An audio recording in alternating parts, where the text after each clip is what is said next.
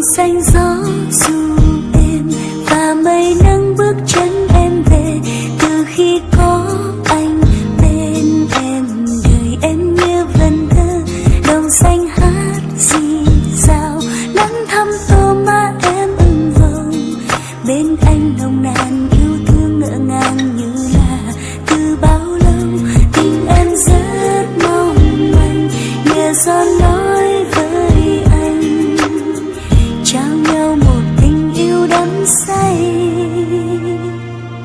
Tình yêu đôi ta trong veo như gió sương mai vương vai em đầy. Em sẽ giữ mãi mãi kỷ niệm tình khôi khi ta về đây. Lời em hát, lời anh hứa, trao yêu thương mãi muôn đời. Hãy đi bên em để yêu thương được bay cao, lại gần hơn nhé anh.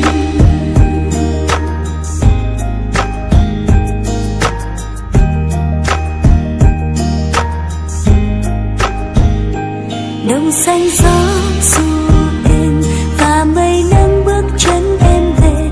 Từ khi có anh bên em, đời em như vần thơ. Đồng xanh hát rì rào, nắng thăm tô má em ửng hồng. Bên anh nồng nàn yêu thương ngỡ ngàng như là từ bao lâu. Tình em rất mong manh, nhờ gió nói với anh, trao nhau một tình yêu đắm say. Tình yêu đôi ta trong veo như gió sương mai vương vai em đầy. Em sẽ giữ mãi mãi kỷ niệm tình khôi khi ta về đây. Lời em hát, lời anh hứa, trao yêu thương mãi muôn đời. Hãy đi bên em để yêu thương được bay cao, lại gần hơn nhé anh.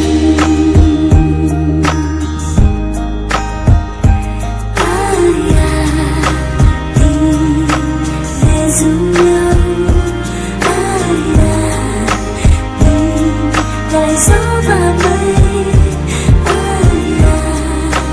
Tình đồng xanh xưa để rồi ta thấy đôi tình lại một chung. Tình yêu đôi ta trong veo như gió sương mai vương vai em về. Em sẽ giữ mãi mãi kỷ niệm tình khôi khi ta về đây. Lời em hát, lời anh hứa, trao yêu thương mãi muôn đời. Hãy đi bên em để yêu thương được bay cao, lại gần hơn nhé.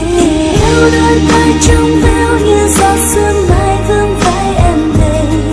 Em sẽ giữ mãi mãi kỷ niệm tình khôi khi ta về đây. Lời em hát, lời anh hứa, trao yêu thương mãi muôn đời.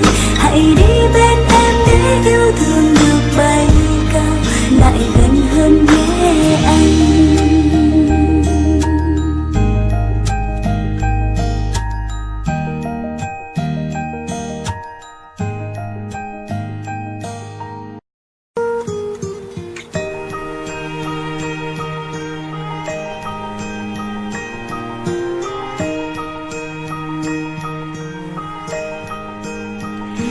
Đồng xanh gió dù êm và mây nắng bước chân em về. Từ khi có anh bên em, đời em như vần thơ. Đồng xanh hát rì rào, nắng thăm tô má em ửng hồng. Bên anh nồng nàn yêu thương ngỡ ngàng như là từ bao lâu. Tình em rất mong manh, nhờ gió nói với anh, trao nhau một tình yêu đắm say. Tình yêu đôi ta trong veo như gió sương mai vương vai em đầy. Em sẽ giữ mãi